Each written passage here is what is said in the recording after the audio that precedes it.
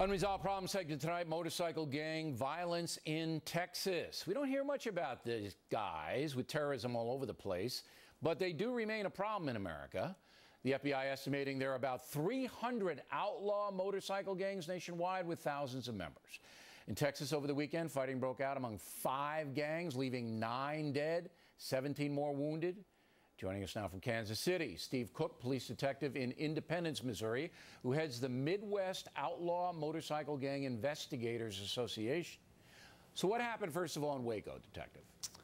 Well, Bill, plain and simply, you've got a couple organizations, the Banditos and the Cossacks. The Banditos have historically controlled the state of Texas and tried to put all the other gangs under their thumb, and I think the Cossacks had enough of that and were not willing to continue to bend to their will. So, okay, when you say control the state of Texas, control it how? Well, basically how these organizations operate, you know, the Banditos are a national organization all over the United States, and they like to control drug trafficking, motorcycle theft, different criminal aspects in a certain area.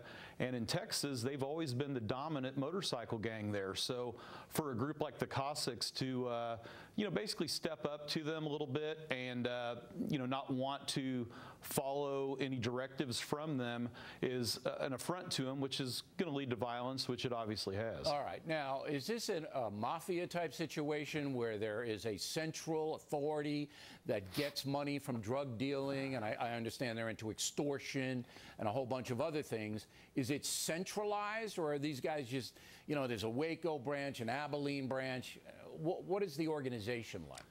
Well, it's very much centralized. Houston, Texas is kind of the hub for the Banditos as far as the mother chapter is concerned.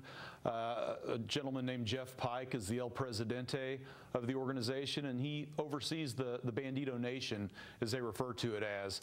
And they do have national officers that you know, help enforce the rules amongst the individual charters.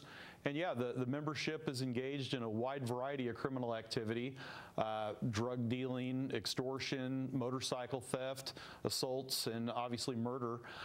And yeah, the gang does benefit regardless of what they want. So you've got a centralized place for all the motorcycle gangs, and then they're like inner city gangs. The inner city gangs sell drugs on the streets of Chicago, New York City, Los Angeles, and they fight over turf and they kill each other. Big violent component. The motorcycle gangs are in the smaller Midwestern areas. That's where they are?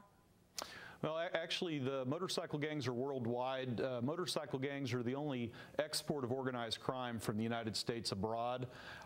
And, you know, groups like the Hells Angels, the Banditos, the Outlaws, Mongols, Vagos, just for example, they are all international organizations with charters virtually all over the world that all communicate back with their respective mother chapters in the United States. All right, so these are like cartels then. Now, do they sell drugs themselves on the street like the inner city gangs do, or do they farm that out and just import the drugs? How does that work? Well, a lot of times what they'll do is they have what they refer to as support clubs, and these are subordinate organizations, maybe individuals that aren't up to snuff to be a member of the main outlaw gang, but still want to be involved in the lifestyle. And they'll have these individuals sell drugs for them.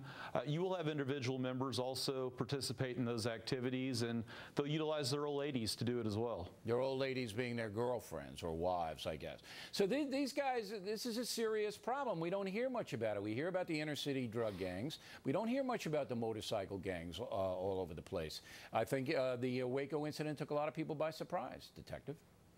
Yeah, and I would agree with that. And it is a major situation all across the country, if not the world. But the problem is a lot of times with especially law enforcement agencies, they get so focused on the street gangs and other things that these guys kind of get put on the back burner, and then something like this happens and everybody remembers again why they are a problem. Yeah, this isn't good for business, as the mafia chieftains would say, because now the spotlight is on these gangs and they are selling methamphetamine and cocaine and hard drugs as well as marijuana.